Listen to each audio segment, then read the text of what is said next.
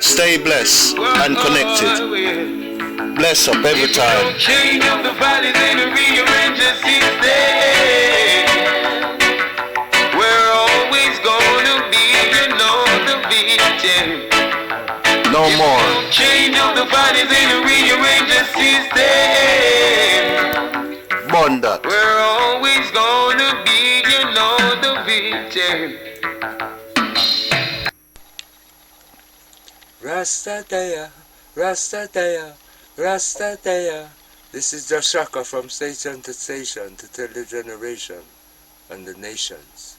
Rastafari. Education is the key. All youth strive for development. Rastafari. Love is the key. You can give them that. Give them that message from me. This is called the cancer bush. Oh, I've heard of this. The cancer bush.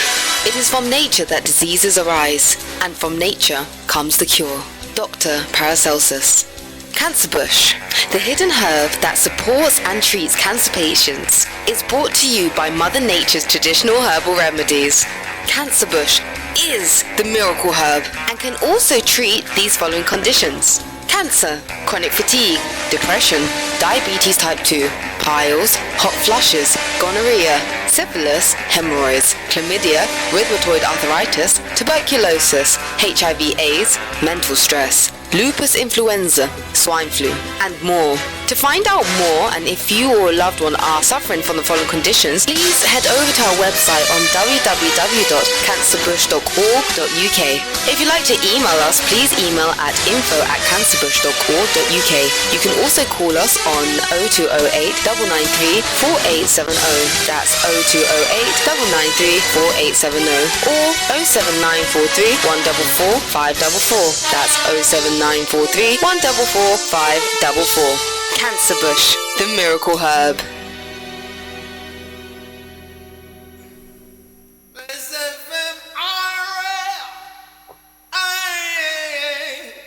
No cigarette smoking in my room. I Stephen Marley, Bless FM radio, play good tune. Them a wonder how blessed radio do this. I see them come with tongue. Future prophet tell them we locks get longer. He dead not it on it. Bless radio, you don't know. Pop the good music. Play them.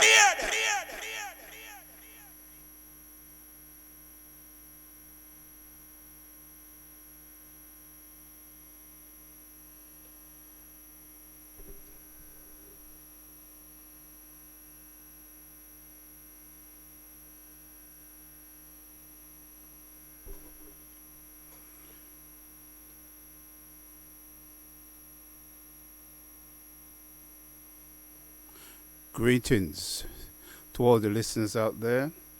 I'd like to welcome you to the Talking Drum Show, live with Tahaka and Bless FM.co.uk.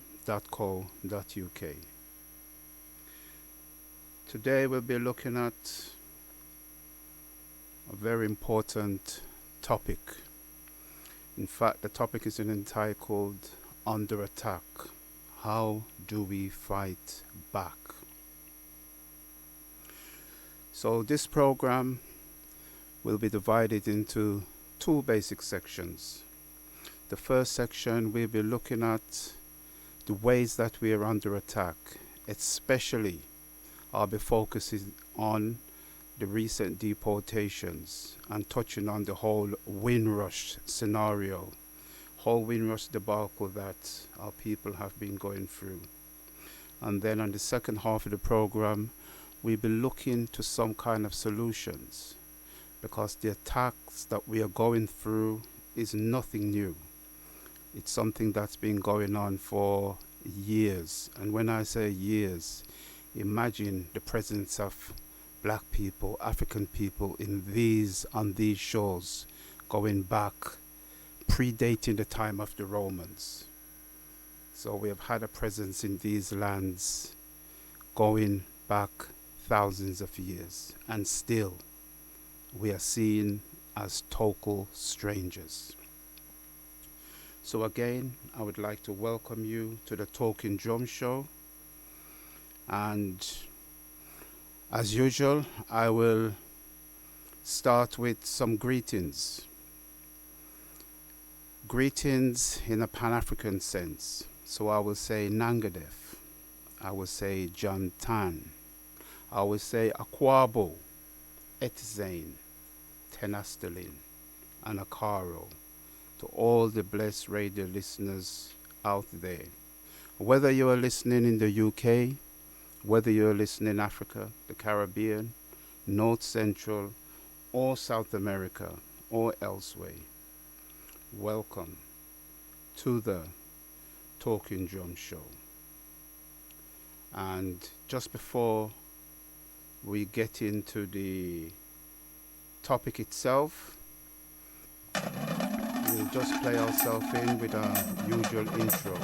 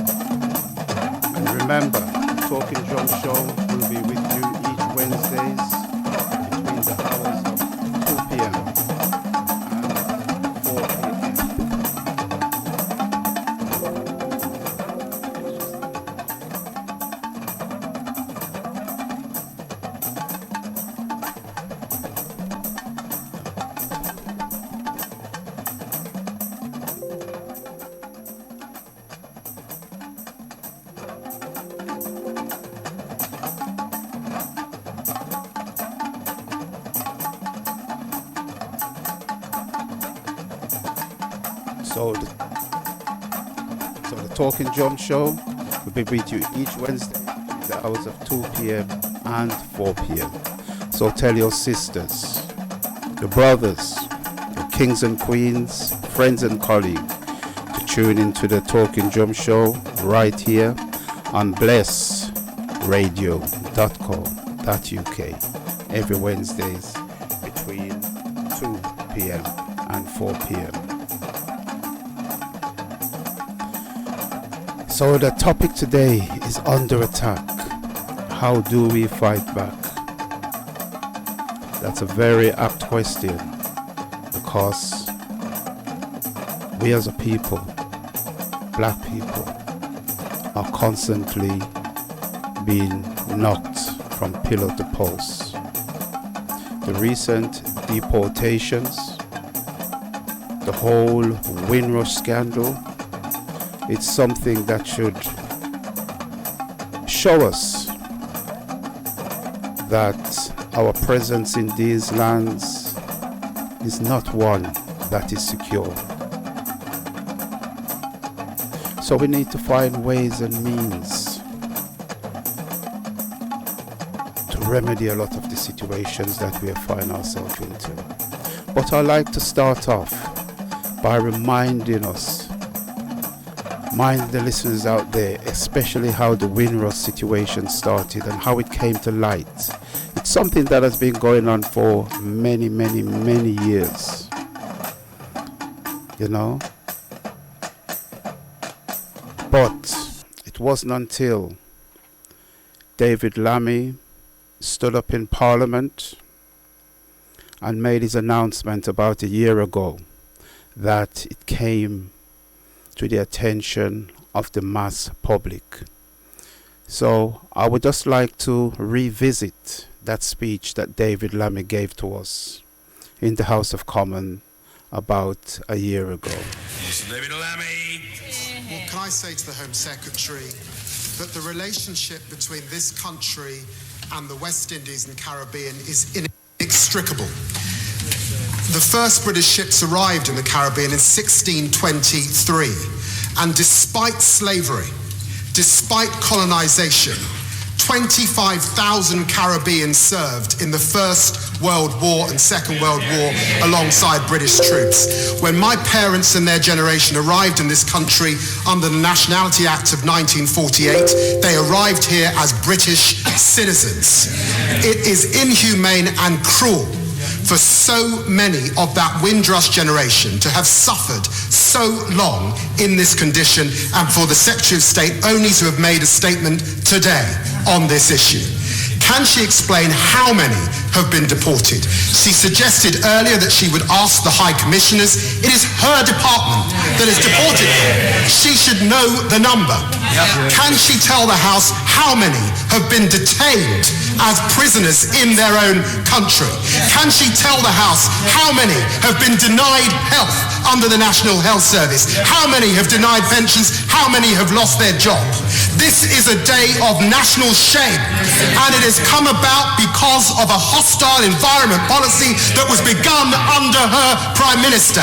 Let us call it as it is. If you lay down with dogs, you get fleas. And that is what has happened with this far-right rhetoric in this country.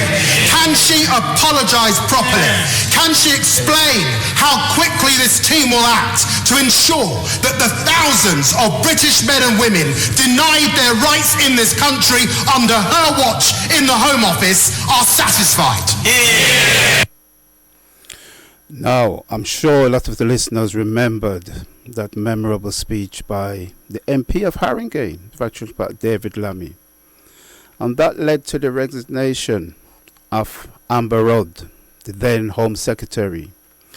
But we must remember that Amber Rudd was basically the fall guy. It was under the watch of Theresa May, when she was Home Secretary, that she brought in that legislation. She was the one that termed the phrase the hostile environment.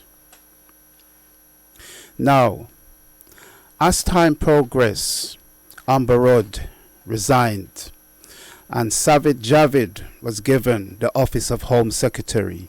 So what did he do? What actually happened under Sajid Javid? I'm going to play another clip from David Lammy, again tackling Sajid Javid on his inaction in terms of the Windrush situation. So this is David Lammy addressing Sajid Javid. Home Secretary, I've asked you to make a statement on the House today on the operation of the Windrush scheme.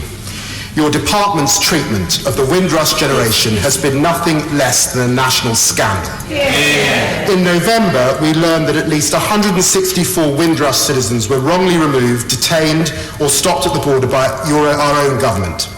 11 of those who were wrongly deported have died. You've announced 3 more today. Every single one of these cases is a shocking indictment of your government's pandering to a far-right, racism, sham immigration targets and a dog whistle of the right-wing press. You've spoken about being a second... Order. I have the highest regard for the right honourable gentleman. An occasional descent into the use of the word "your" by accident is one thing, but a calculated repetition of the word "your" is not appropriate because debate is conducted through the third person. I haven't made any statement. I'm not responsible for any scandal. And I sort of mildly resent any suggestion to the contrary. Well, not that one anyway, as the Honourable Lady rightly chunters from the sedentary position. But I don't want to interrupt the flow of the Right Honourable Gentleman's eloquence, or for that matter the eloquence of his flow, any further. Mr. David Lammy. You're quite right, Mr. Speaker. Every single one of these cases is a shocking indictment of this government's pandering to a far-right racism, sham immigration targets and a dog whistle of the right-wing press. The Home Secretary has spoken about being a second-generation migrant himself. On taking this job, he promised to do whatever it takes to put this wrong right. We are now 10 months on from when this scandal broke. Not a penny has been paid out to any Windrush victim in a compensation scheme. The independent Windrush Lessons Review has not yet reported. I say to you, Home Secretary, before the review is even complete, why are you deporting people? We hear about deportation flights to Jamaica this week, when you have detained up to 50 black British residents and given them open window removal notice. Why are you deporting them, given that this review is not reported and there's been no compensation? How can you be confident that you're not making the same mistakes? Movement for Justice is working with 26 of those who risk removal. 13 first came to the UK as children. 9 came under the age of 10. 11 people have indefinite leave to remain. Another has a British passport. 36 British children will have their passports taken away by this charter flight. Or have their parents, taken away by this charter flight. Once enslaved, then colonised and now repatriated. Why do you say that these children should live without their parents? Why do you say that the families of black British people who have been killed by your department's incompetence, that this is acceptable? That is what happens. We are now 20 years on from the Macpherson Review, which found institutional racism in this country. I ask the Home Secretary, why is it that still in this country black lives matter less? Mr. Speaker, first of all, let me thank the Honourable Gentleman just to, at least he's raised this important issue of Windrush, and it's good at any time when we can update the House in many different ways. But I have to, Mr. Speaker, take issue with the tone of the Right Honourable Gentleman. He does himself no good service, a huge disservice in the way that he speaks and the tone that he has used to suggest there's even an ounce of racism in this House, and to ignore the facts. Mr. Speaker, he chooses to ignore. He could have made this into an honourable debate by looking at the actual issues and thinking about how we can help people that have been affected. He chooses to ignore that the Windrush, members of the Windrush generation that have been affected in a wrong way, as I have recognised, as many ministers have recognised in this box, it began under previous governments, continued under successive governments, including the government that he was part of, when he voted himself time and time again for compliant environment restrictions. He supported those restrictions on a number of occasions, and now he chooses to speak out about some of the inadvertent effects of that. He also brought up the issue, people, as I said, and I have said before in this House, sadly some people that were wronged are deceased. But he should know that a number of those people died under a Labour government, both with deportations that took place under a Labour government, and he shows no apology for that. And he mentions the deportations of foreign national offenders. This government, I think the information he referred to, if I've understood him correctly, is about a charter flight to Jamaica of foreign national offenders only. Every single one of them convicted of a serious crime, and under the 2007 Act, which he supported, which requires anyone, doesn't matter which part of the world that they're from, if they're a foreign national offender from the United States, from Jamaica, from Australia, from Canada, it doesn't matter where they're from, it requires the Home Secretary to issue a deportation order. It is a legal requirement. So if he doesn't want that to happen, he's asking me to break the law, and he's also saying that if people are convicted of a serious offence as a foreign national offender, they should be allowed to stay in this country. And so he's either changed his mind or he doesn't know what he's talking about. And then lastly, he brings up the compensation scheme. He's right to raise the compensation scheme because we are absolutely committed to making sure that those who wrong receive proper compensation. That is why I appointed independent persons, Martin Ford QC, who has done an enormous amount of good work on this. He asked for an extension of the compensation scheme so he could speak to even more people that were affected, and I brought that to the House and I accepted that extension, and now we are working through the work that he and his team have done to come forward with a well thought through compensation scheme that is generous and supports members of that generation. And in the meantime, we have put in place a vulnerable person scheme that I referred to earlier and an exceptional payment scheme which has started making payments. Enslaved, colonized, repatriated.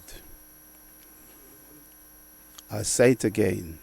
Enslaved, colonized, repatriated. And what has come out of Savage Javid mouth? Foreign offenders. Referring to the Windrush generation. People who were invited here. Many who came under a British passport. And then to be told you are foreigners and you will be deported. You know, David Lammy touched upon an important point. He brought to the attention of the House that we as a people were enslaved. So let's dwell on that for a minute. There we were in our homeland. These foreigners came in, kidnapped us, abused us, shipped us overseas. Then we were deposited on islands all over the Caribbean. Some of us were deposited on the mainlands of North, Central, and South America. As enslaved people, we had no rights. We were bought, we were sold, we were beaten, we were kicked from pillow to post. Then, I think it was 1801, 1802, the British says, we will not tolerate slavery on the British mainland anymore. So we are outlawing slavery on the British mainland. Then in 1834, they decide to outlaw slavery in their so-called empire. So we were told after 1834, you are no longer slaves, you are free people. That was in the British Caribbean. As we know, slavery continued in places like the United States of America right up until 1865. And in places such as Brazil, Cuba, it wasn't until as late as 1898 that slavery was being outlawed. So, now they got rid of the situation of slavery, they said. So what did they do? The date 1884 should ring a bell in most of our ears. And if it don't, we should lodge that date in our mind, because in 1884 came the Berlin Conference, when the continent of Africa was carved up among the various European powers. Therefore, colonization set in. And throughout the period of colonization, again, we were mistreated, we were abused, and so forth. Then we had a situation where the First World War came along. And Britain, France, many of the European powers decided they needed extra bodies to come and help them fight this war. So as David Lammy mentioned, Jamaica alone sent 25,000 troops during the First World War to fight. And troops came from all over the Caribbean island. They fought, and many of them gave their lives for this land because they were told they were British, right? Because we was under the colonial yoke of Britain.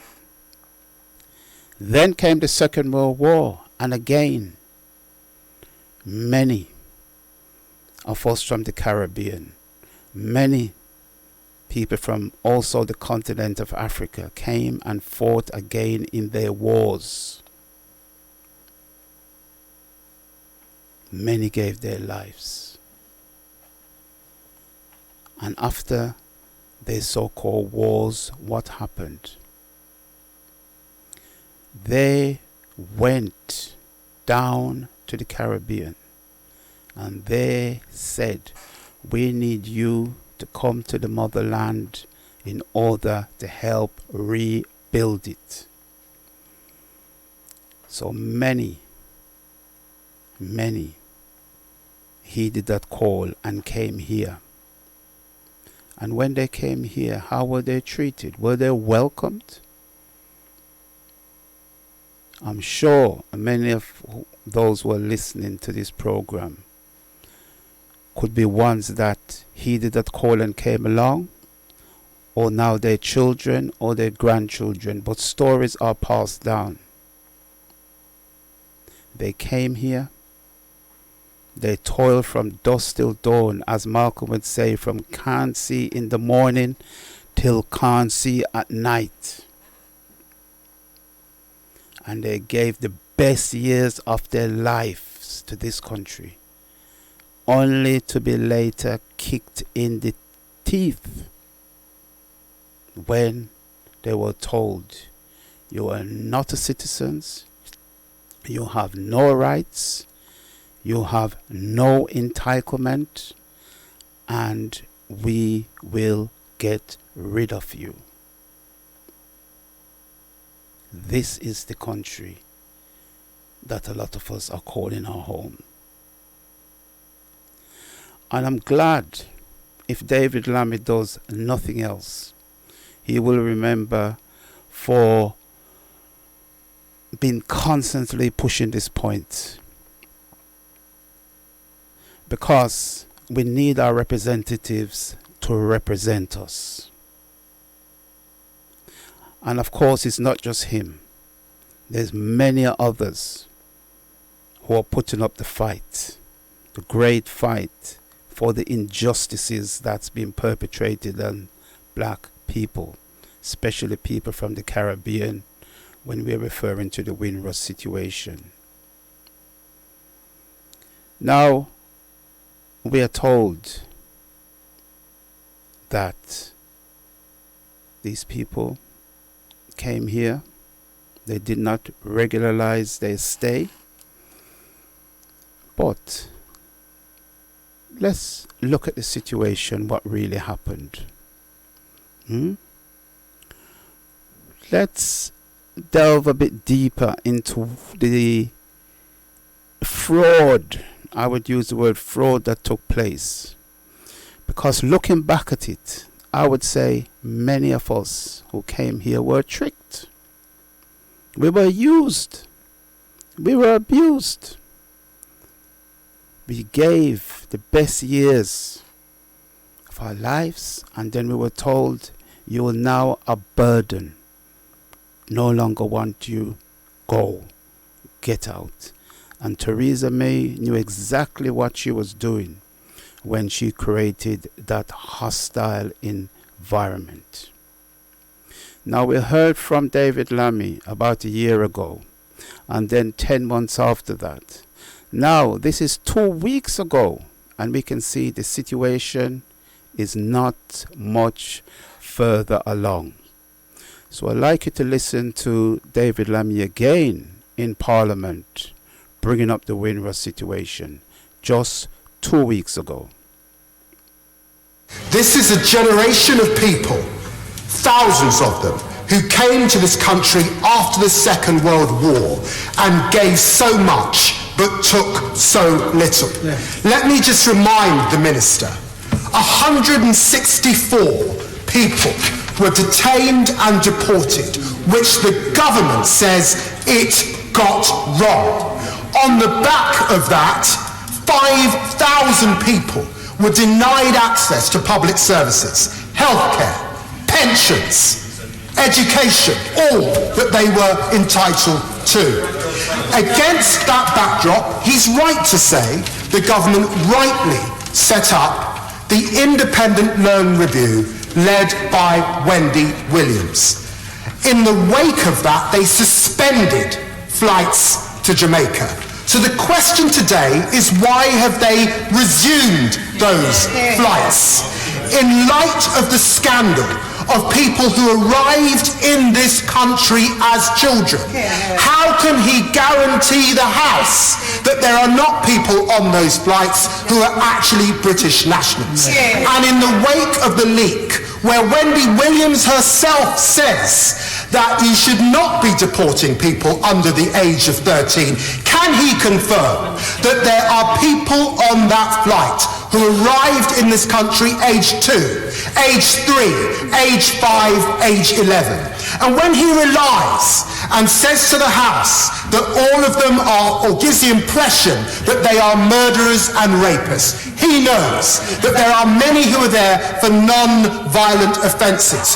We cannot, at the same time in this House, condemn county lines and those who would pimp young black children in this country and send those same children back to Jamaica for such drug offences. So I say to him, when will we see this Lessons Learned Review? It was promised in March last year. It was then delayed till September. We are almost now 2 years on, and people watching see the way that this government holds in such disrespect the contribution of West Indian, Caribbean and black people in this country. When will Black Lives Matter once again? Interesting question. When will Black Lives Matter once again? But I will ask, has Black lives ever mattered? We're dealing with a society that doesn't even see us as fully human. Under the American Constitution, we were defined as 3/5 of a human being. We saw the recent debacle with the advisor that Dominic Cummings and the Boris Johnson just appointed, who have just stepped down. And what is his approach? His approach that, well, black people is less intelligent than white people. So that's code for saying, because we are less intelligent than them, we are open to abuse. So, when will Black Lives Matters? Again, I will say, has Black life ever mattered in this society? David Lammy mentioned the Independent Review after the Windrush scandal. Theresa May promised to carry out a review. And while that review was taking place, the deportations would stop. Sajid Javid, when he came in as Home Secretary, at first he says, yes, the review will be carried out, compensation will be paid, and while this is going on, until the results of the review is published, deportation will stop. But under Sajid Javid, was that the case? No. Deportations continued. This review should have been out March 2019. it has been completed, and for some reason this government refused to publish it.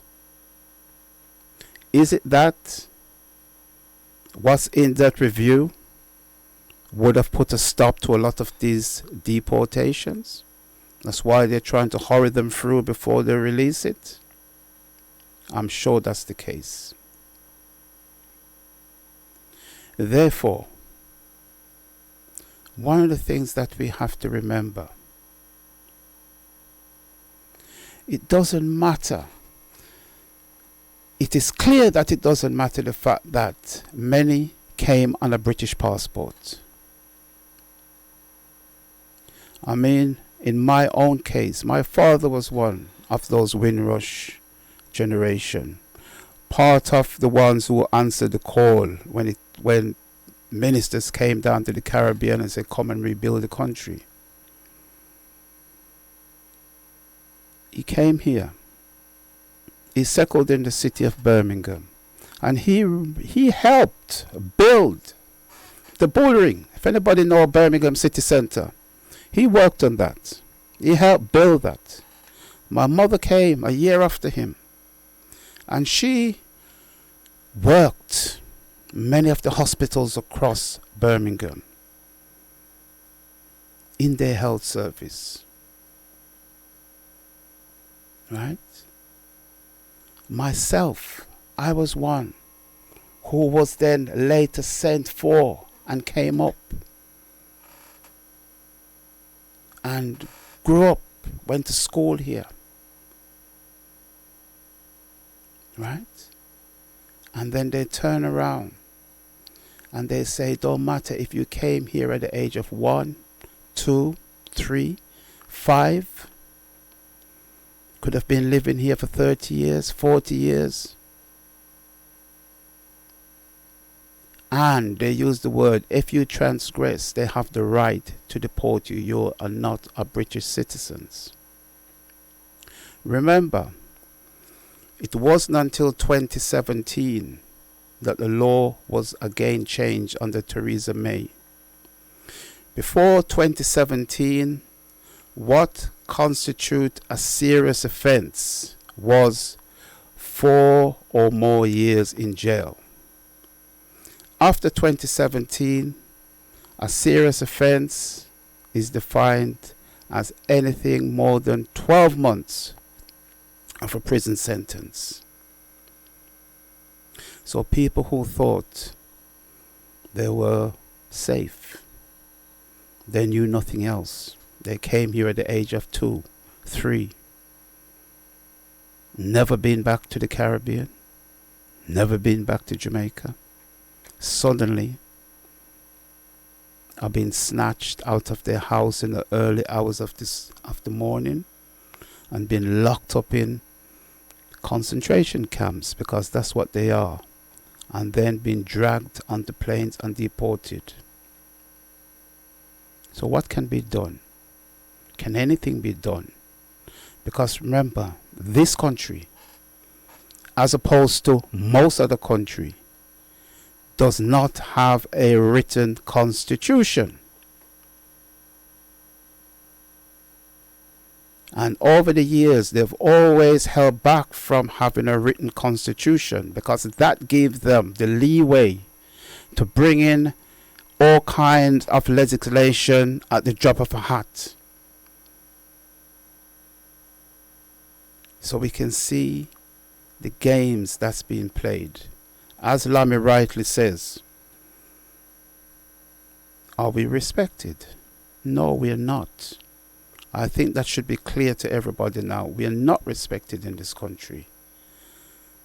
Now, when we look at the situation we find ourselves in terms of Windrush, 2, 3 years on, we now have many people sitting in a limbo, not knowing what's really happening. We can see the xenophobic atmosphere that has been whipped up by the whole Brexit scenario. you know, that it is not a land that you can ever get comfortable in. We see Boris Johnson being swept to power. Boris Johnson, whose history is littered with racist utterances. It was last night at, I think, the Brit Awards that the brother who won it, Dave, openly called him a racist. And many people have done that. And why do they say that? Because when they look in his past, they see a very dubious past. And he's now Prime Minister, in with a majority of 80. So that means he feels invincible, and the people around him. Savit Javid, who we mentioned earlier, in a way, when Amber Rudd stood down, they stuck him as the Home Secretary. You go and sort out the mess.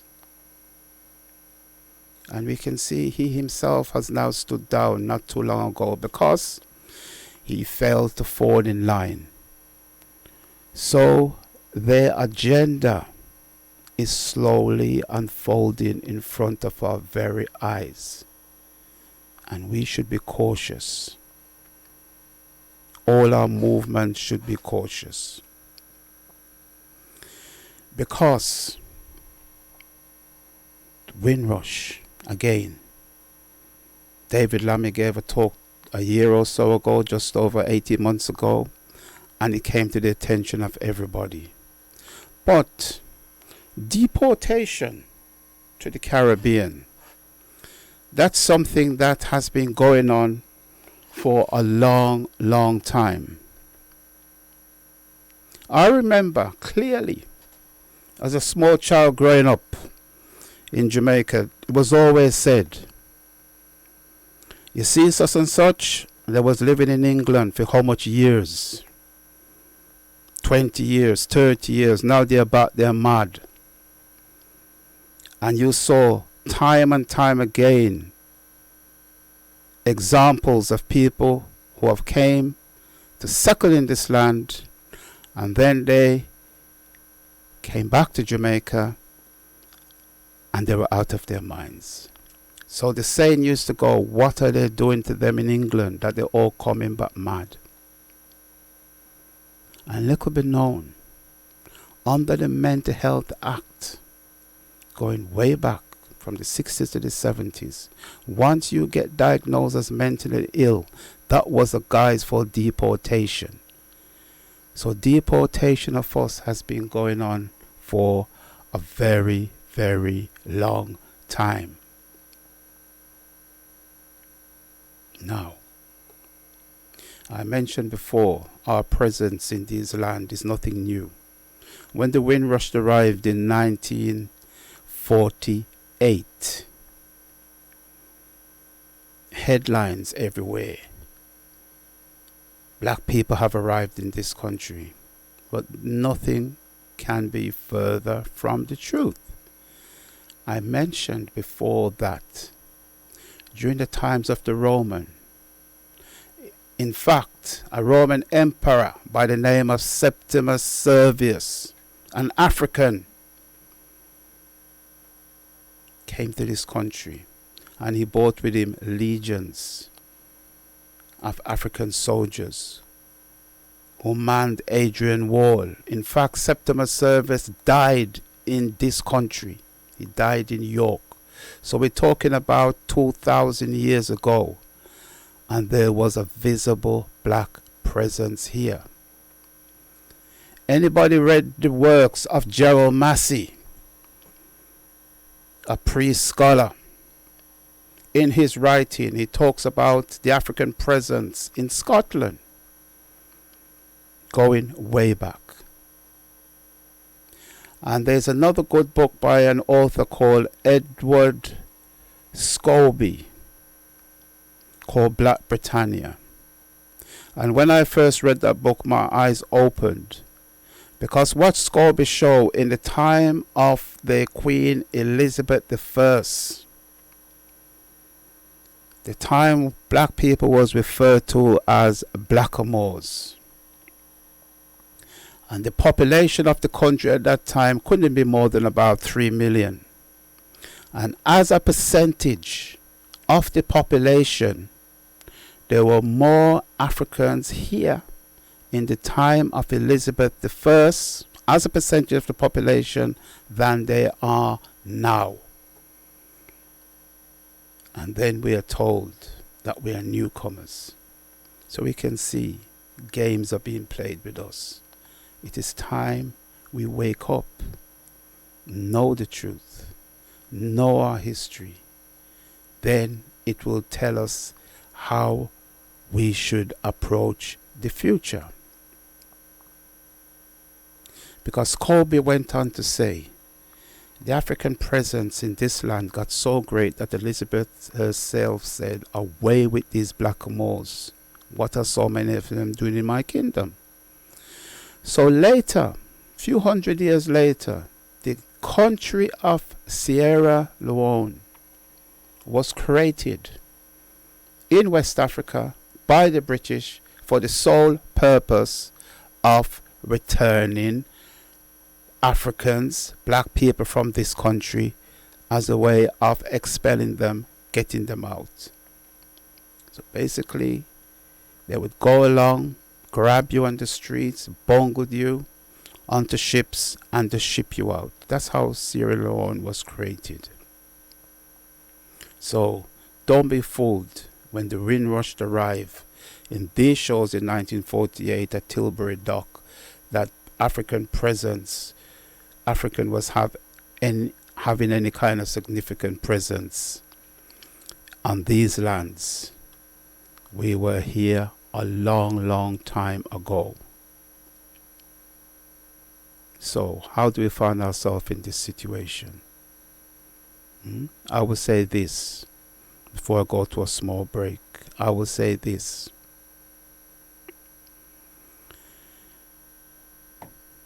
Power recognizes power.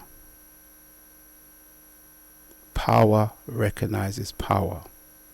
You see, these deportations of black people are all over the TV, the newspaper. In other words, they make big, big headlines. And they're showing us we have no power.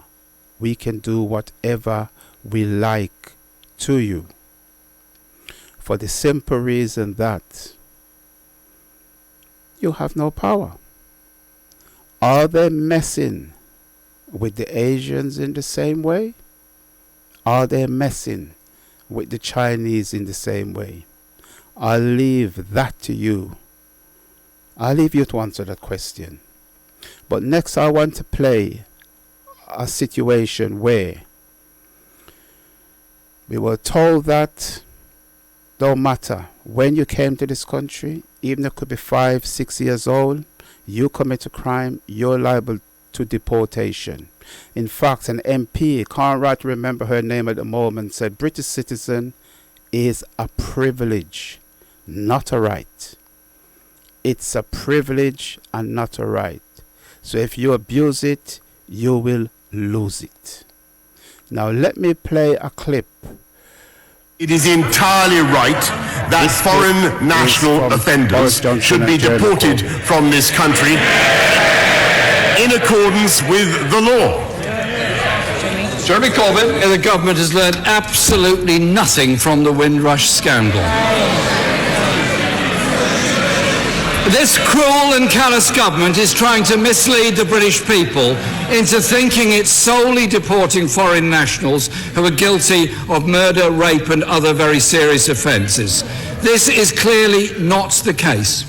Take the example of a young black boy who came to the UK aged 5 and is now being deported after serving time for a drugs offence.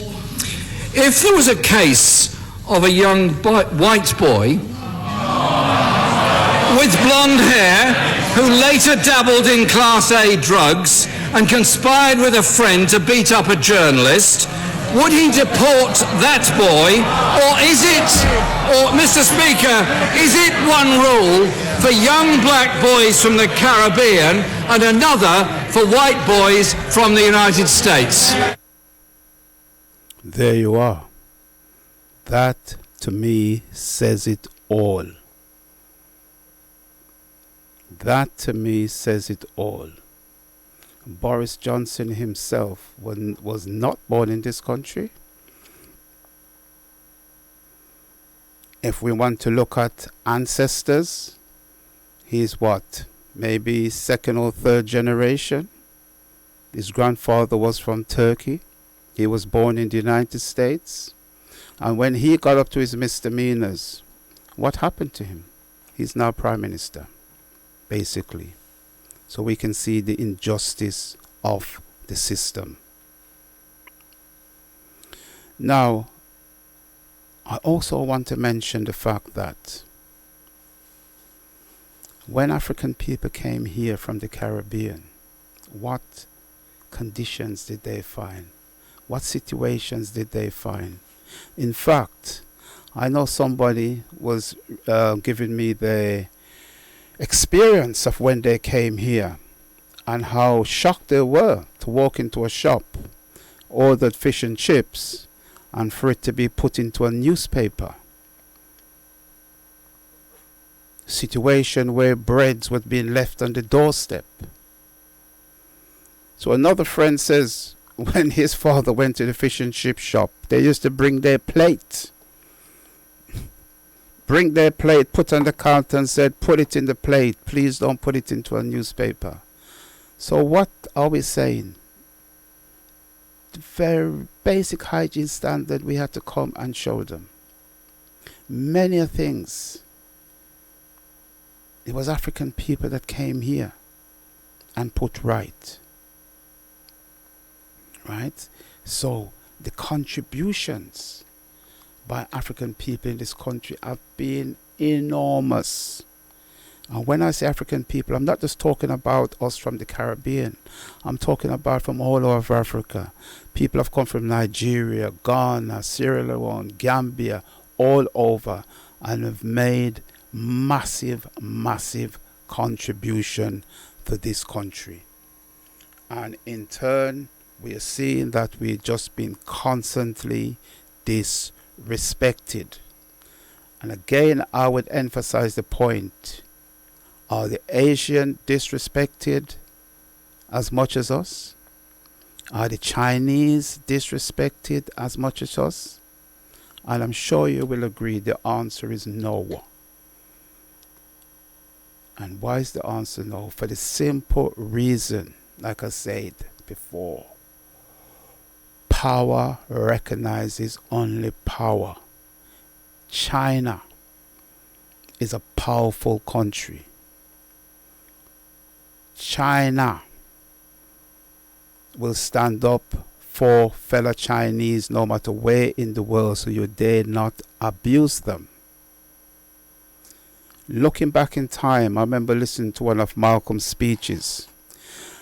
And Malcolm used the phrase, you haven't got a Chinaman's chance. That's how the Chinese at that time were kicked from pillar to post, downcast, looked upon as something that could be used and abused. China then got their act together. Under Mao, they just internalized, they closed themselves off, they sought themselves out, and when they re-emerged as a powerful force. So if I was Chinese, I'll be proud to see within the last 50 years what has been achieved. Till today, China is has the world's second largest economy. And this country included is now begging China to come and build this nuclear power station, build this railway. America is indebted to China. If China was to withdraw all their money from America tomorrow, America would collapse. That's how indebted it is to China. So from the phrase that You haven't got a Chinaman chance, to the point where you have to respect them and treat them as an equal. We can see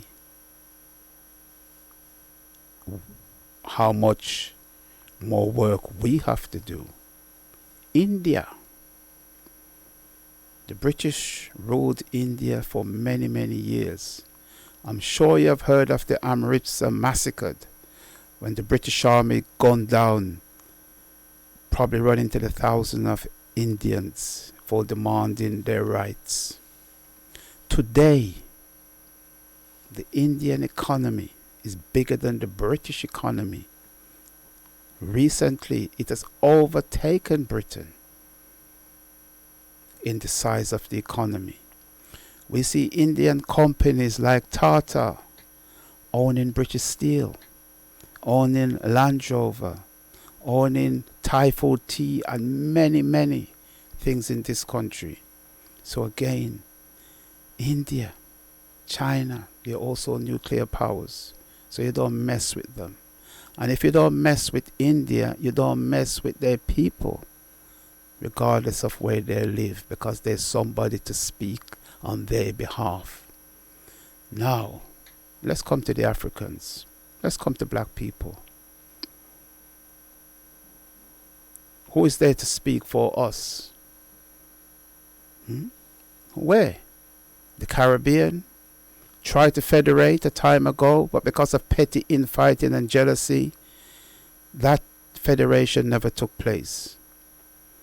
We have a loose economic bloc in the Caribbean called CARICOM, but how powerful is it in terms of on a world stage? Let's look at Africa. Africa, 1.5 billion people.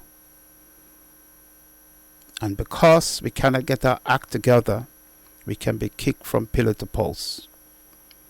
There's no unity. There's no one voice. There's nobody to say, back off. So hence, why we are treated the way we are treated. Now, when we look at the whole Windrush fiasco and the whole deportation scenario, there's questions that need to be asked. Some searching questions need to be asked of the representative. I mean, for instance, the deportation to Jamaica recently. Let's focus in on that. Jamaica has an embassy here, or high commission, whatever you want to call it, because remember, Jamaica is not a republic. Jamaica is still have a governor general. So in theory, if the prime minister in Jamaica don't toe the line and behave himself, the governor general could sack him. So that's the situation we are in. So let's remember that. Unlike somewhere like Trinidad, that's a republic, Jamaica is still, the Queen is head of state. So they have a high commission here who's supposed to be represented, their nationals. So the British says they're not British. They don't have the document saying they're British, they're Jamaicans. So people then go to the Jamaican High Commission asking to be represented. And what is being done? Total ineffectiveness. Nothing. In fact, I think it was last year when there was a demonstration outside, the High Commissions end up calling the police on the people outside. So, one, that's ineffective. We're not going to get no help from that. Two, the deportation itself. Let's take a close look at that. The reason I want to do that, because I've got an example here of Guyana. And here we will see where Guyana, as you know, another Caribbean country on the mainland of South America, in 2016, it says here, Guyana sent back plane to America with deportees. The 21 Guyanese deportees who arrived from the United States after serving jail terms for various offenses has been sent back to the United States. According to the Guyanese Immigration Department, the deportees had renounced their Guyanese citizenship and are Americans. There are no more Guyanese and we cannot accommodate them. So basically what that is saying, America tried to deport 21 Guyanese. You're no longer needed. You're no longer wanted in America. Your persona, I forgot the term, persona non grata. When the plane arrived in Guyana, the plane was turned round and sent back. We are not, Guyana said, we are not playing games with you. These people have lived nearly all their life in America. They're Americans.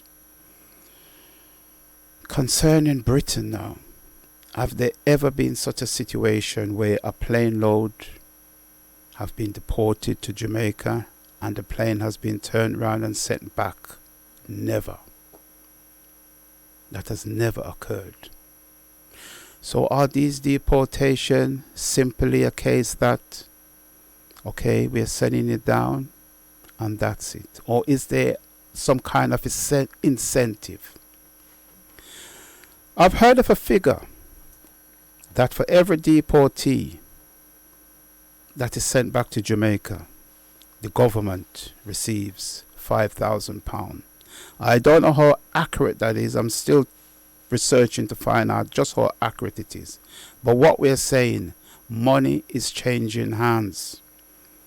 It is not just a case that we put you on a plane and we send you back. There's an incentive for Jamaica to take these people, and it's a monetary incentive. So take the other day, 50 people was on the plane. Had those 50 been deported, Jamaica would be pocketing well over £150,000. Where did that money go? What is that money for? When these deportees land on the island, what help do they get? That smacks of a big scandal to me. Big scandal. Something don't smell right. So, we have to ask ourselves all those questions when we look at in terms of the deportation that's taken place, the relationship in terms of the Caribbean and Britain. Isn't that simple? And I have next a clip that I want you to listen to, because it is very important to see that when African people first came here, they came here with an open mind. The young people are coming to a country to better themselves, to make money, to do everything. So I'd just like you to listen to this clip by Lord Kitchener.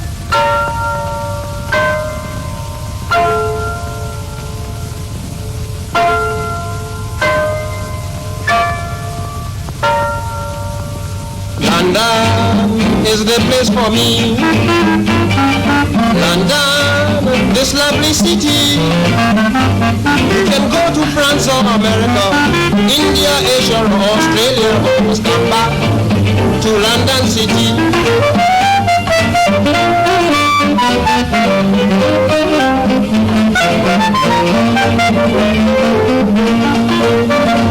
Well, believe me, I am speaking broad-mindedly. I am glad to know my mother country. I've been traveling to countries years ago, but this is the place I wanted to know. London, that's the place for me.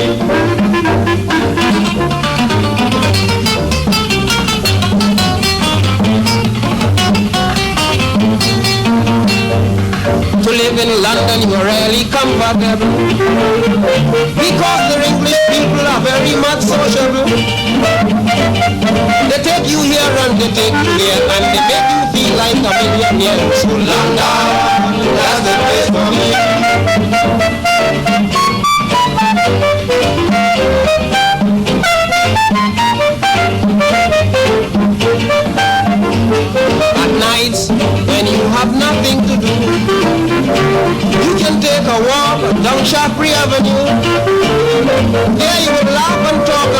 the bridge and admire the beautiful scenery. London, does the best for me.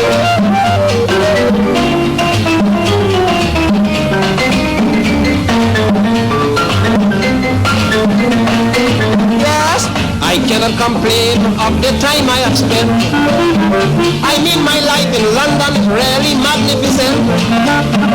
I have every comfort of every sport, and my resident is at Hampton Courts. London, that's the place for me.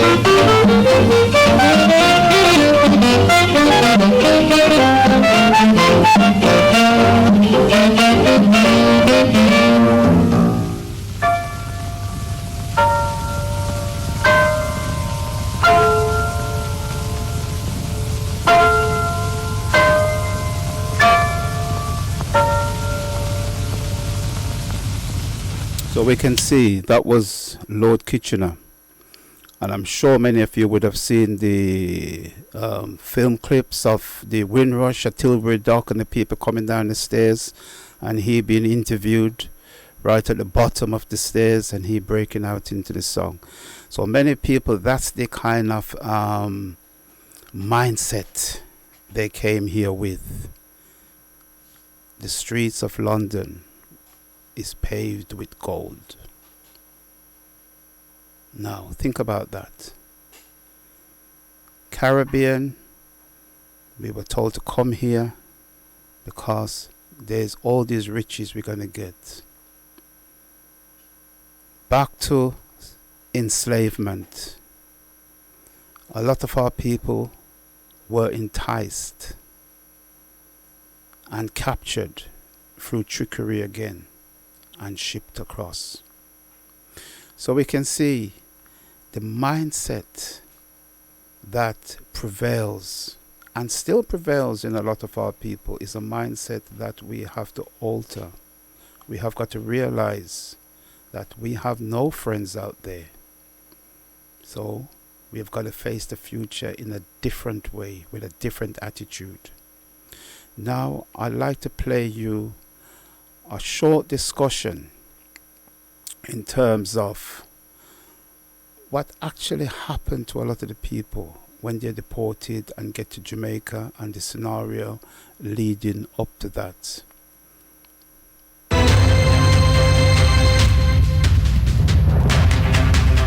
Immigration attorney at law.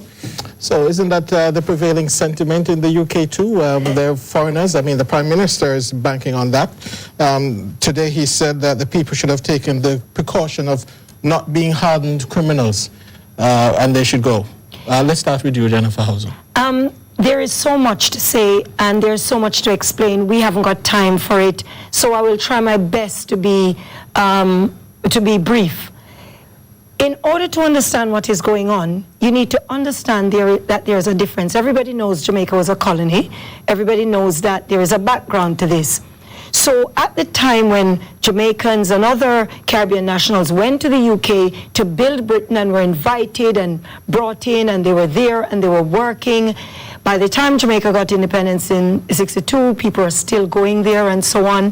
What we get is a piece of legislation in the UK which by 1973, anybody who was in the UK who had come from Jamaica, by the 1st of January 1973, they were considered persons with what is called right of abode.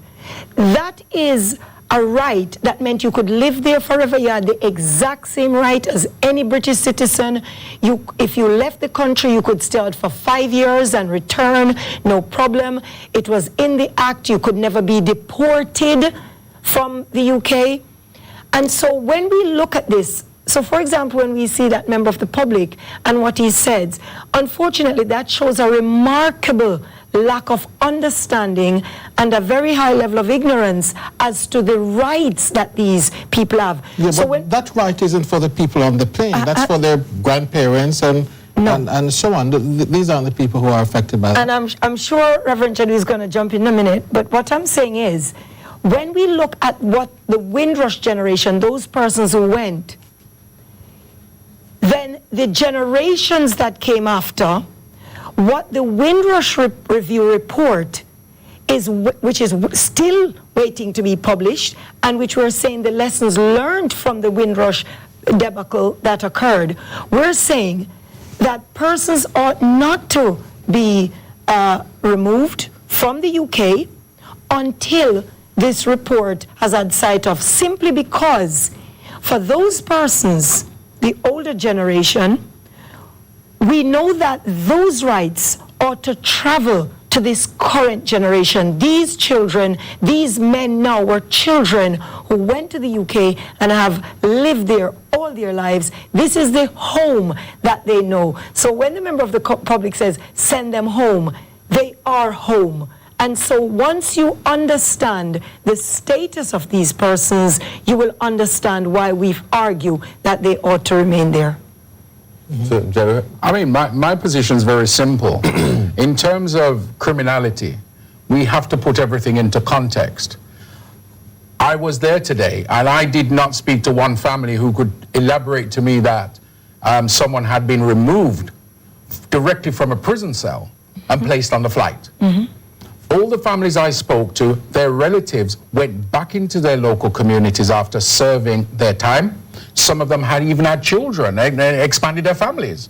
And they were getting on with rebuilding their lives and rehabilitating themselves.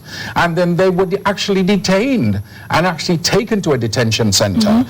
Now, if these people are hardened criminals, violent people, a scourge and a menace to society, then clearly as soon as they are released from prison, they should be on a plane back to Jamaica. That was not the case here. People have gone back into their local communities, as I said, rehabilitated themselves. And the families I spoke to today, one person had been out of prison since 2013. So that's really a hardened criminal. So are they just reaching back now to these individuals? I just believe they're clutching at straws. The Home Office, as far as I'm concerned, is not fit for purpose. And you're looking at someone who sits on the Windrush Advisory Group with the Home Secretary. And the thing about it is, their past actions they've been found wanting. And their sheer arrogance at trying to overturn a court order last night, which got several people off the flight, and the fact that they actually transported young people to the actual plane in the full knowledge that they should not be going on that plane because they were at Armsworth and Colebrook. The fact that they were there and they still transported them and showed them the plane, that tells you the type of people we're dealing with. But if you could just help us to understand something. Because many of us are under the impression that they're in prison and they're taking them out and they're sending them back. On what basis would they be able, justifiably, to take them out of their communities, having served their sentences and released from custody, from prison, and put them in some detention center and then try to deport them? Well, this is the thing. I was just saying to you, the UK does not have a codified constitution. And anybody who's done constitutional law is very well aware of that. So Jamaica, we look to the Constitution and we say a person is Jamaican because he was born here. A person is Jamaican because a parent was born here and he was born abroad. The UK is not like that. So today, you could be, 1971, you're allowed certain rights, and then 20 years later, you can have an amendment to an act that says you're no longer. So when we look at persons born before, for example, 1982, they have the right to live in England because they were born there. After that, we have persons who, when you're born in England, you're not a citizen, you're just born there. So when we look at this, the term foreign criminal was something that was coined in order to meet the hostile environment that came in its full force under the Theresa May government. So when we look at these persons who had been in prison, for example, now, let's be clear, these were persons who were convicted for 12 months or more. Now, you can be jaywalking and get done for 12 months, so let's be clear about that. So the fact is that when we look at these persons who were convicted for 12 months, and this occurred, let's say 2010, for argument's sake, they've gone in, served their time, half time, and they're out. Because of the way the law works, which is to retrospectively make something completely different. So retrospectively, we now have a definition of foreign criminals.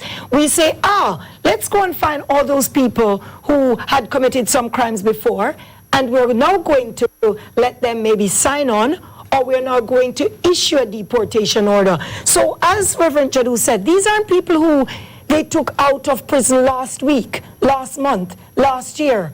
These are people they have actively gone out and looked for, and it goes back to the hostile environment that was created. Councillor, so you mentioned right of abode, and I believe you said Section 7. Now, I'm looking at this, and Immigration Act 1971, Section 3, etc., Secretary of State, UK has the power to make an order of deportation against a foreign criminal. Right. Now, this is what is being used, correct? This is what is being used now. Is this now, based upon English law, or UK law, does this act not then supersede and trump the Right of Abode Act? It won't supersede it, because the thing about it is, if someone, it's enshrined in the 71 Act that someone has right of abode. So if you've got a right to live in the country and that's enshrined in legislation, that means that you are what I call de facto British, meaning that they can't remove you. And the facts are as well, if you were born after the 1st of January 1983, you're no longer de facto British, because that was removed during the Thatcher era. Now what we're talking about here is ease of deportation. Now that came in 2007 under Blunkett and Blair. That came in, and there is a memorandum of understanding with many Commonwealth countries, and there's a 2007 memorandum of understanding with Jamaica. We have tried to get that document to understand the dynamics of how easy it is for the British to still act as a colonial power in deporting people from the United Kingdom. And sadly, the British government said, well, it's a sensitive document with a foreign national country, and the Jamaican government are refusing to give it to us as well. Reverend Jadu, and I've said this before, and it's a question I asked, given the state of politics, and I'm not talking about, inside London or your Manchester, but the rest of England, south of Hadrian's Wall. Sure. The anger and the populism that has risen up and put your Boris Johnsons into office, sure, and has swept Parliament. Is this? Should we not expect more and more such actions? And I know they've been in the past, but just more blatantly of such deportations. There will be more of this, and it can be blatant unless we as a community galvanize and actually start using, the system that's there. What we do is, there is so much disaffection amongst our community, political disaffection. We're not engaging. Now, I will tell you this. The UK government, successive UK governments, will not mess with the Muslims to a certain degree. They just won't do it. They won't mess with the Sikhs. They won't mess with the Jews. But they will mess with particularly black people, people of color. Let's be blunt about this. They won't so much mess with the Africans too much, but when it comes to the people of the Caribbean, they just walk all over us. And we ourselves need to fix up, because until we fix up, injustices of this nature will continue, because they are injustices. Because when I see a grown man leaving Armand Barracks today, crying, having met his mother, having left his 2 children back in the United Kingdom, and they think it's great for a 2-year-old and a 3-year-old for them to just walk in with some big bullies and take their father, right? And mum says, it's all right, dad will be back soon. He's going away for a couple of days. And for the facts now to say dad won't be coming back. And for judges to be so arrogant to say to people when they appeal that you can bring your children up on Skype. You can Skype. Or you can take your children, British children with British passports, and go and live in Jamaica. What's that? That's colonialism gone mad as far as I'm concerned. Okay, so 17 people came today. 25 didn't come. Well, what happened with those 25? Well, there were 3 detention centers, and I think we have to be clear, because yesterday there was some euphoria, and then, there was this sort of depressing feel. There were 3 detention centers where persons were held. They're various across the UK, but there was Colnbrook, there was Harmondsworth, and there was Brook House. The biggest issue, once you're placed, you're not arrested, you're not a criminal. When you're placed in immigration detention, you have the right to contact your family. And so what happens is you're issued with a mobile phone. So I don't want people to start saying, oh, they have a freedom. No, what are you being arrested for? You are placed in immigration detention because you now meet the legislative criteria to be deported, which has been amended to meet their own ends. So what you get is you're allowed this phone. The phone is linked to a network, the O2 network. The mast to which the O2 network is linked, where Colenbrook and Harmondsworth, they're close to Heathrow Airport. The persons weren't able to get any sort of any contact to seek legal advice. As such, it is on that ground that the judges said, look, we're not convinced that they were able, due process, to get legal advice. By virtue of this, and you knew it wasn't working, we're going to stay it. Unfortunately, Brookhouse did not fall under that, because Brookhouse is in another geographical... That's where the 17 people came from. But what happens to these 25 now? Is it over? They stay, it's not over. It's a stay. The court has ordered a stay. For how long? Well, it is at least 10 days. Nothing's been said. It's just stayed. So what's been happening, and what certainly has happened this morning, is at least 8 of those have put in brand new representations as to their circumstances, which look good at this point. With the others, you don't know, because it's somewhat disjointed in certain ways. But the thing is that when that was stayed, a stay was being asked for the entire thing, because otherwise it's shambolic. You can't have 17 going and 15 and 25. Well, apparently they don't mind doing that. But the Prime Minister's office has said tonight that they will be appealing the 25 who didn't come on the flight well, the today. 17th of February, the judges is not going to allow that back in until the 17th of February for that to be revisited. However, the key point here is this. The Wendy Williams report has been done, has been submitted. And that report is the lessons learned? The lessons learned review into the Windrush scandal. And the Home Office have failed. There are significant failings. The fact that they were that arrogant to drag, trying to massage the judge in changing her opinion, Lady Justice Simler, last night into 12:30 was absolutely ridiculous. Yeah, but this report has been leaked, and we've heard some of what's been said. But will it even matter in the end? Won't they still do the deportation? It has to matter. One of the things, though, just going tangentially off of the report, I think one of the things we must do locally as well, and it concerns me when I see the images on television of these persons being transported from the airport in a police bus, when we see them being dealt with at Harmon Barracks and then being sent out on the street with their bags.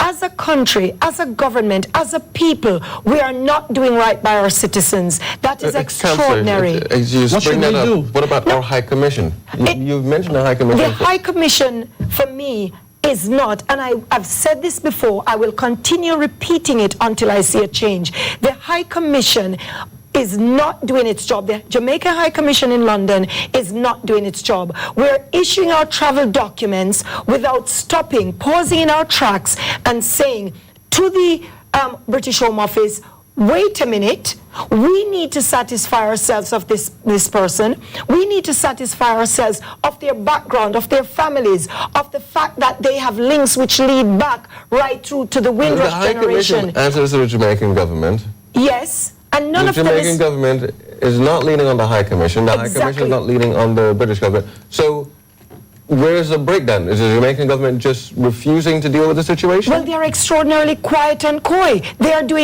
are not saying, they're not actually doing anything in order to assist these persons who are there. But the fact of the matter is, you asked what should be done. What should not be done is take these persons so that when you have, at the beginning of this program, a person saying, when these people go to a country, what we saw today, with those persons being treated in a manner as if they're criminals, dealt with by their own country, walking out with these bags, having to cover their faces, that should not happen. Well, the British tell us that they're all serious criminals. But it shouldn't be them telling us that, but they should be telling us Where's that. the list? What have we done? There is no list.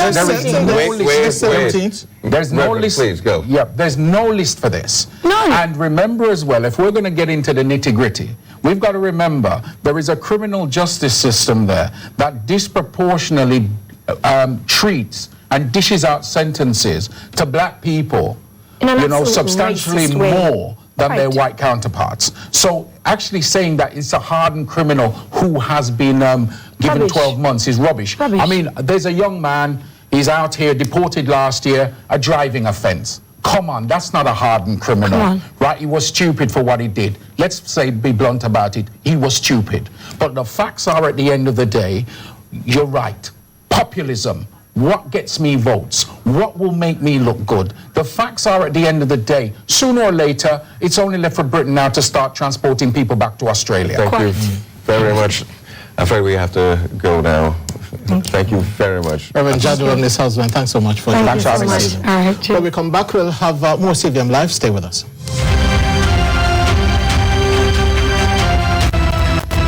So from there, we can see it is crystal clear what is going on. So from that, we can see that African family life in Britain today is being ripped apart, as was the case during chattel slavery.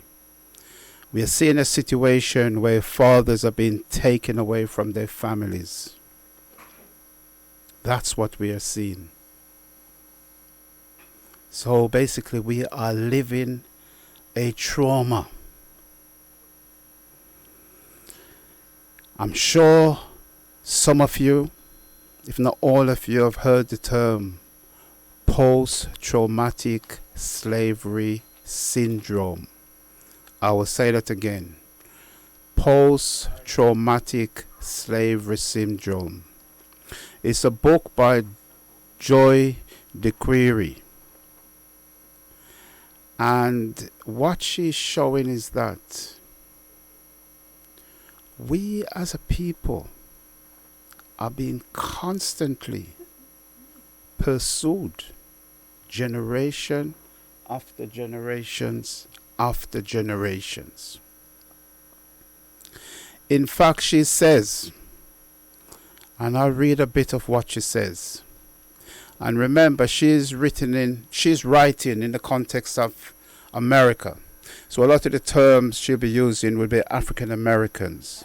But you know, when you say African Americans, you can apply it to the Caribbean and apply it even on the continent of Africa itself. Because while we were taken out of Africa and scattered throughout the Caribbean, the Americas, Africa itself was not spared. Africa itself came under colonization, where they too were subjected to inhumane treatment. And remember,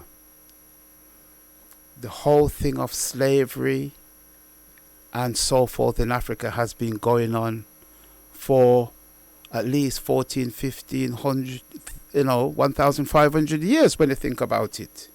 Because the Europeans was late to the party. Because from the 7th centuries, when the Arabs swept into Africa and took over North Africa and are still there today, we can see that slavery in East Africa, people were taken into Arabia. That was going on. And still the case today, that is still continuing to a certain extent. So Joy McCreary says, from the beginning of chattel slavery in America in 1619 until the ratification of the 13th Amendment in 1864, Africans were hunted like animals, captured, sold, tortured, and raped. They experienced the worst kind of physical, emotional, psychological, and spiritual abuse. Given such a history, isn't it likely that many slaves were severely traumatized? Furthermore, did the trauma and the effects of such horrific abuse end with the abolition of slavery? Did it? Good question. Emancipation was followed by 100 years of institutionalized subjugation through the enactment of the Black Codes and the Jim Crow law and domestic terrorism and lynching. Today the violation continues. It's very important. Today the violation continues, and I would argue that the Windrush scenario and the deportation of our people is one of those violations that's still continuing. Therefore, today the violation continues, and when combined with the crimes of the past, result in yet unmeasured injury. What do repeated traumas visited upon generations after generations of a people produce? What does such horrors produce? Horrors like the Windrush generation. What's happened to the Windrush generation? Horrors like the continual deportation, not knowing what is to come tomorrow. Therefore, what are the impacts of the ordeals associated with chattel slavery and with the institution that followed on African people today? Post-traumatic slave syndrome. That's it. We're all suffering from post-traumatic slave syndrome to a greater or lesser degree. Many of us think we are independent-minded and we are free to think what we want and do what we want. Many of us think slavery was a long time ago and its effects have worn off. But is that the case? I argue post-traumatic slave syndrome is present in every one of us, be it in the diaspora or be it on the continent of Africa. Now, Africans, in terms of their behavior, can be seen through the lens of history, and so gain a greater understanding on the impact of centuries of slavery and oppression. With this understanding, can we explore the role of our history has played in the evolution of our thoughts, feelings, and behaviors, both negative and positive? This exploration will help lay the foundation necessary to ensure our well-being and sustain health of future generations. So what Dr. DeGreary is saying, we ignore what has happened to us at our peril. Yes, it can be attractive to try and put the past behind you and say we are turning over a new leaf. Here I have a clean slate. I am now going to live my life how I want. But as I mentioned before, it is not up to us. Right? Without a base of power to speak up for us, we are at the whim of the Europeans, the Chinese. We see now all over the Caribbean, all over Africa. There in another form of colonization. We are ripe for exploitation.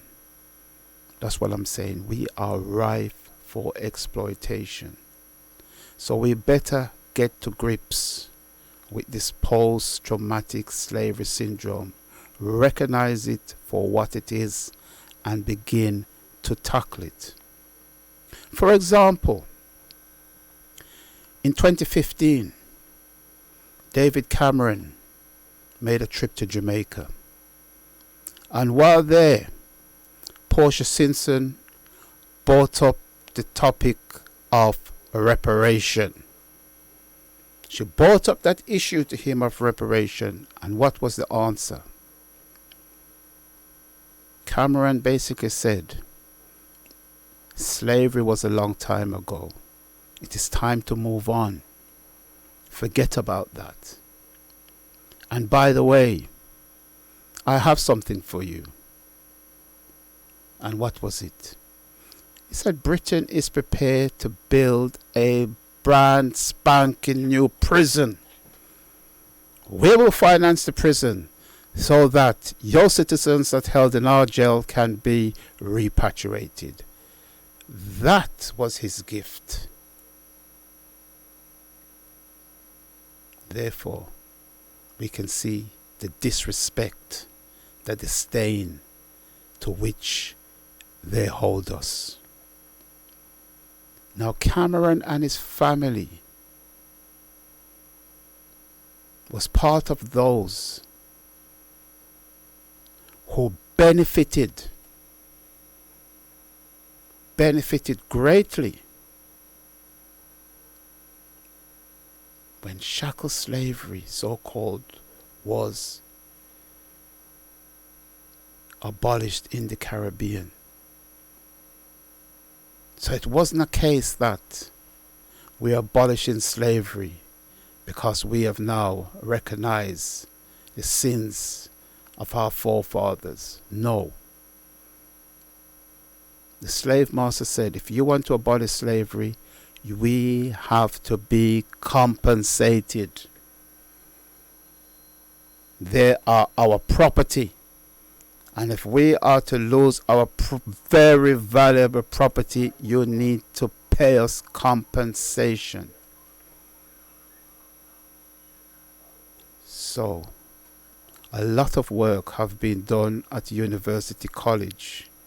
A lot of work when they brought this out to show how families in this country were paid millions in order to give up their slave. Millions. And what is ironic, that payment only ended in 2015, the very year Cameron visited Jamaica. So from 1834 till 215, these families of former slave masters were being compensated. Regular payments was going to them. So think about that. In effect, what does that mean? It means that me, you, your mother, your father, your brother, your sisters, your aunties, your cousin, we were paying for our own freedom because the taxes that we were working and paying were going to compensate those ex-slave masters. And Cameron's family was one of those who benefited greatly. So therefore, we can see the injustices. We can see the type of people we are dealing with.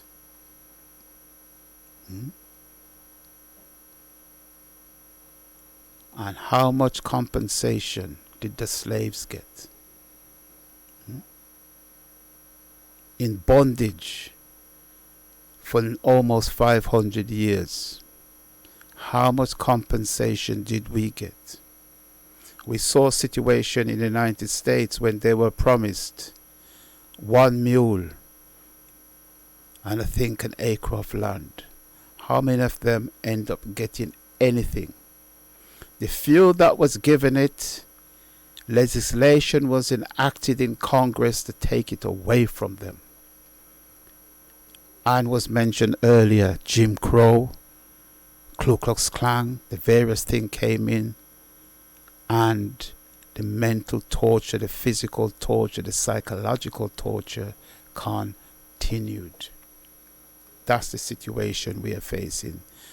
So as Dr. McGreevy says, it's impossible for anybody to have gone through what we have gone through and not be damaged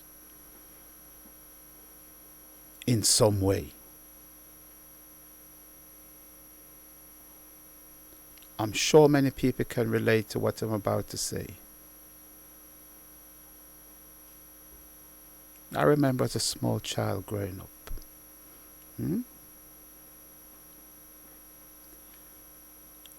My grandparents brought me up.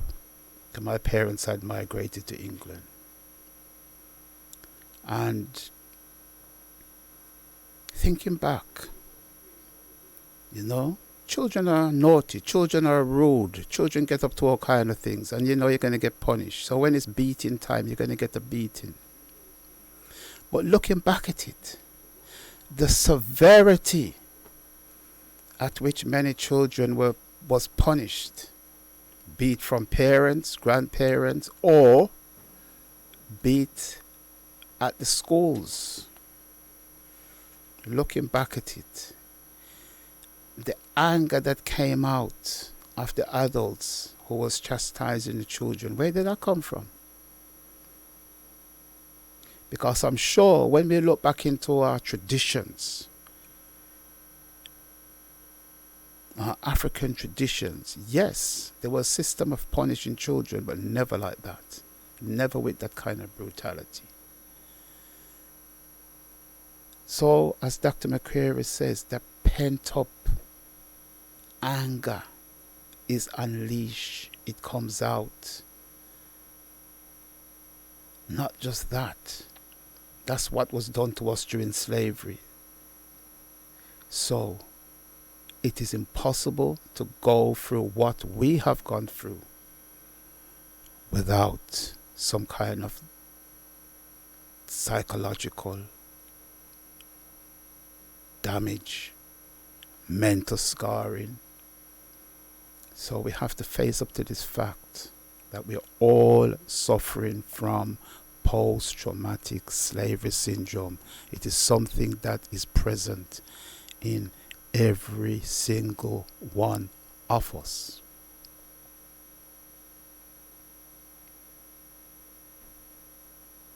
Now, getting back to this present situation with what's happening with us. The fact that we're under attack constantly. If we look around in the community that we live in, communities up and down this land, London, Birmingham, Manchester, Sheffield, Newcastle, wherever we are, we see the same thing taking place. Our community is being dispossessed. Where other communities are growing, seem to be making progress, we are being dispossessed.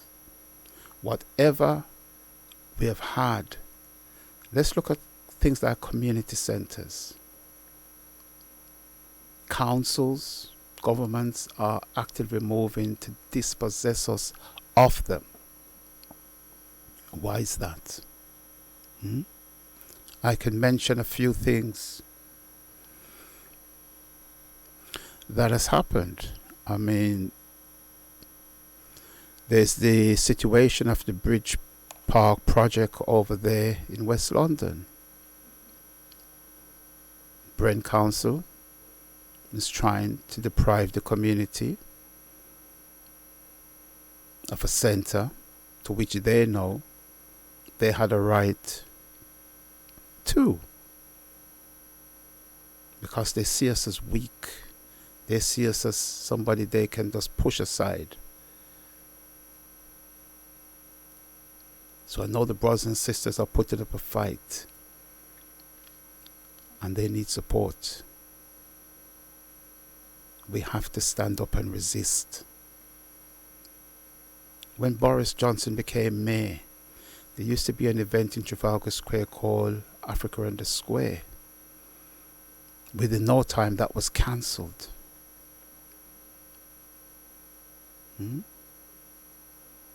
Sankofa Day came about, which was held regularly as a way of honouring our ancestors.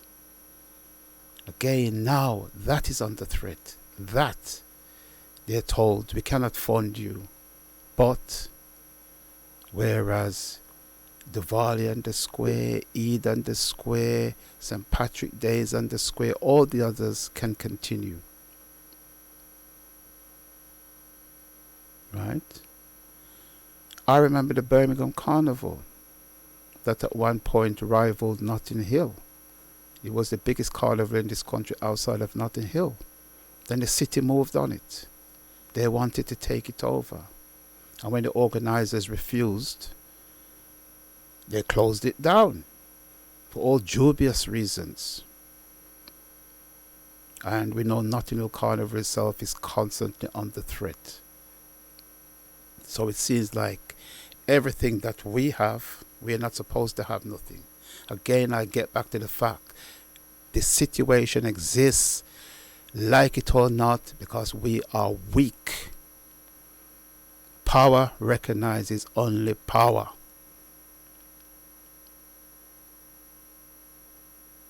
Power recognizes only power.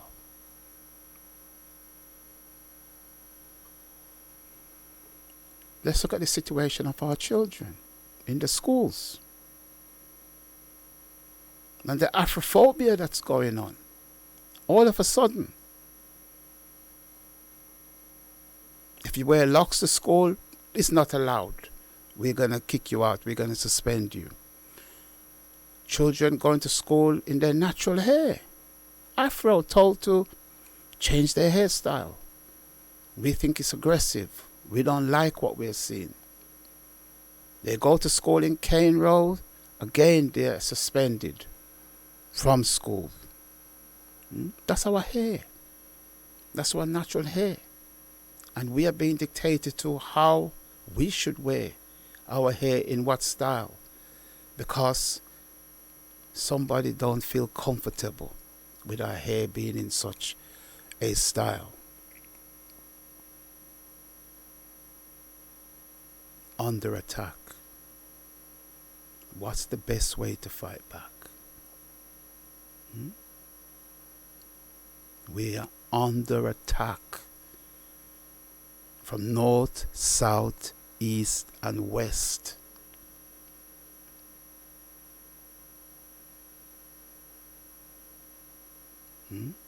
What's the best way to fight back? Now,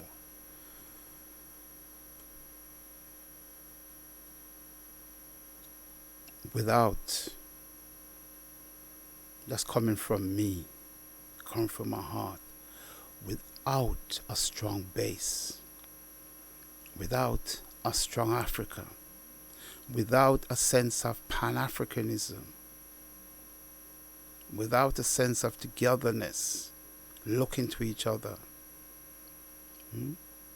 we will continually be in this powerless position for time immemorial unless we are prepared to do something about it.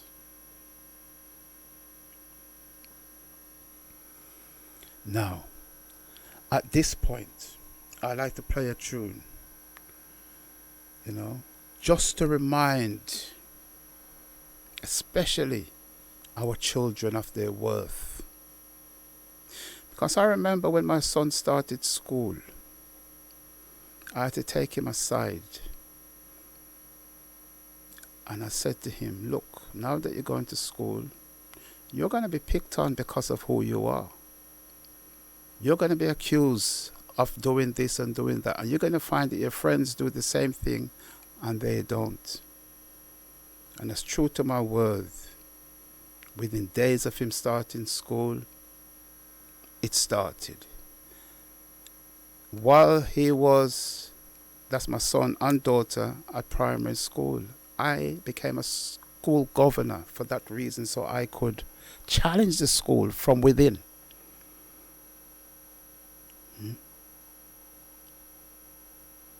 Challenge some of their policies, challenge some of the things, get a lot of things overturned.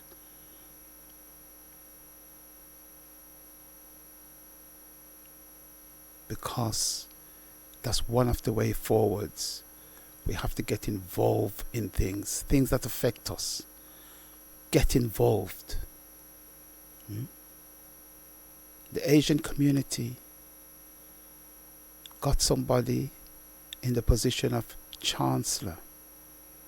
They got somebody in the position of home secretary. Those two positions, apart from the prime minister, two of the highest positions in the land. So they're at the coalface. They're there when legislation is being made. And as a consequence, we can see the differences in community. We must get involved, whether it's through the councils, whether it's through taking part in parliament. I know that's not for all of us, but if we don't go that road, then get involved in organizations, Pan-African organizations. Please do not just sit at home or sit back and thinking, I'll just take life as it comes. Because if that's the case, there'll be many more Windrushes. There'll be many more planes flying out with us being deported. There'll be many, many, many more situations like that to come. Because people who form themselves into an economic bloc and can speak with one voice, the system is no fool. You see the system now pursue the Asian vote because they've reached a situation where they have power, they have muscle, they have strength. They're to be taken seriously.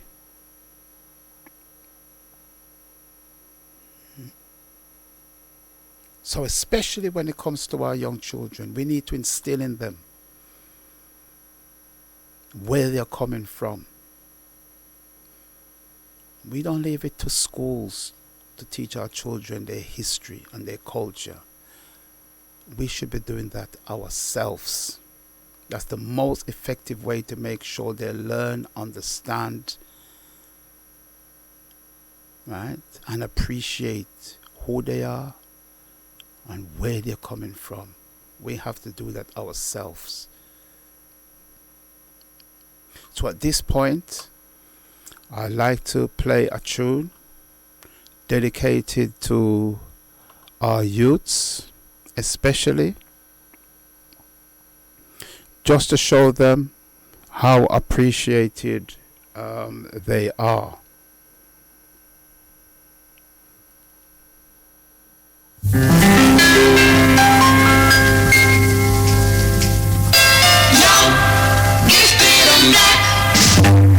Oh, what a lovely, precious dream to be young, still black.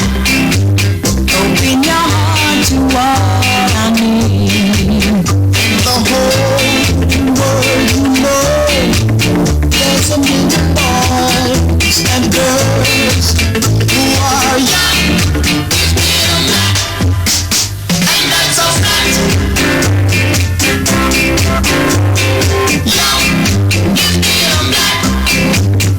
Must begin to tell all young. There's a world waiting for you. Girls, since the past has just begun. When you feeling low, yeah, there's a great truth you should know. To be young, still black. Your soul's in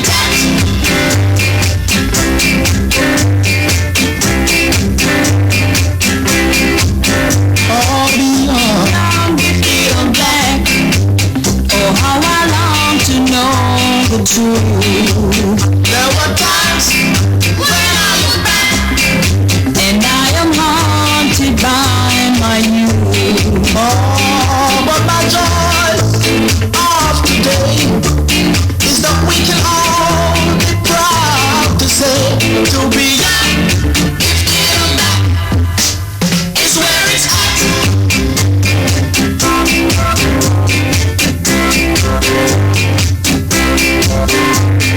Young, gifted and black, we must begin to tell our young. There's a world waiting for you. Yours is a quest that's just begun. When you feel low, yeah, there's a great truth you should know. When you are young, gifted and black, your soul's intact. Oh, be young, gifted and black. Oh, how I long to know the truth. There were times when I look back and I am haunted by my youth. Oh, but my joys of today is that we can all be proud to say to be young, gifted and black is where it's at. Is where it's at. Is where it's at. Is where it's at. Is where it's at. Is where it's at. Is where it's at. Young, gifted, and black. Not a truer word has been said. And that's why, if we think about it, if we look at what we have given the world, others are envious of us, jealous of us, and that is why that situation exists. Therefore, solutions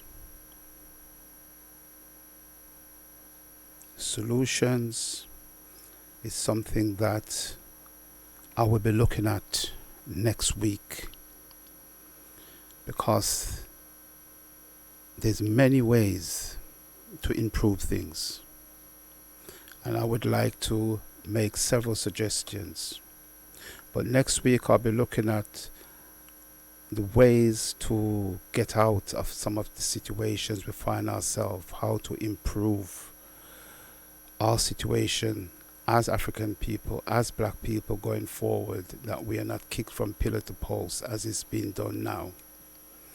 So as the time is almost up, what I like to do now is thank the management of Bless Radio for providing such a wonderful platform, a platform that gives us a voice,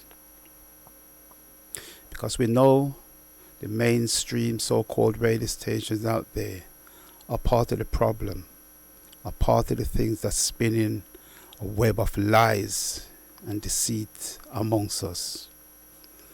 I'd like to take this opportunity to thank all the other presenters on Bless Radio, and most of all to thank the listeners, because without you, I'm sure this won't be possible. And I mentioned the word African, that we are Africans.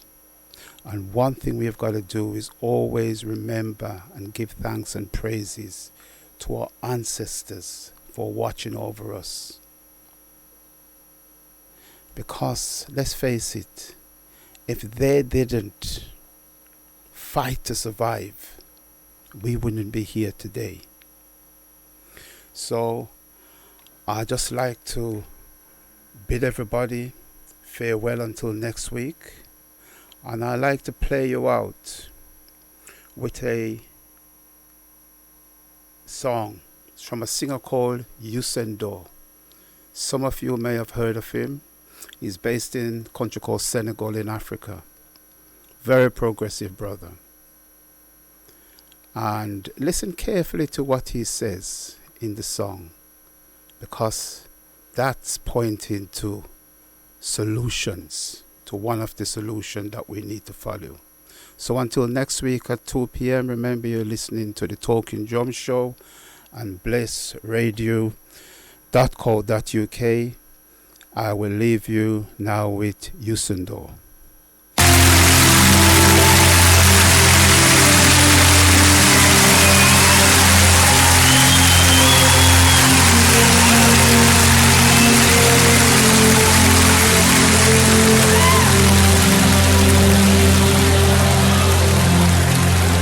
Man Youssou Ndour maa ngi woo bépp doomu Afrika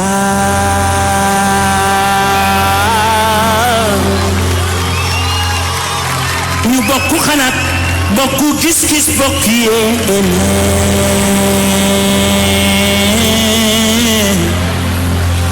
sans frontière boole sunu am ci liggéey waratuñu nangu kenn ñëw di ñu féewale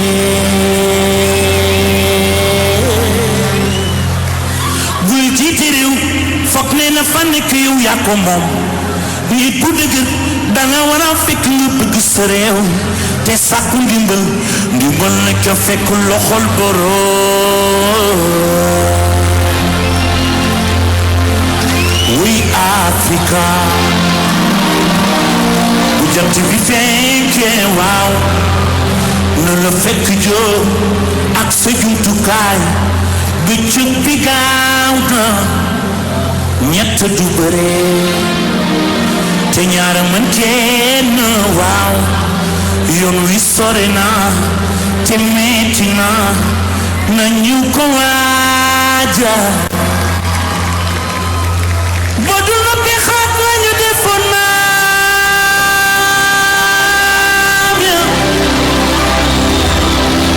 Sokol dootul neex te dootoo xalaat dootul fento suma sañoon Afrika benn nit moo koy jiite ñu boole sunuy xalaat ak sunuy doole jokkoo na ñu bi frontière yi taxal yoon yi ba ñëpp a gisee ci njooti gi work together keep on working Cheikh Anta Diop Kwame Nkrumah Stephen Biko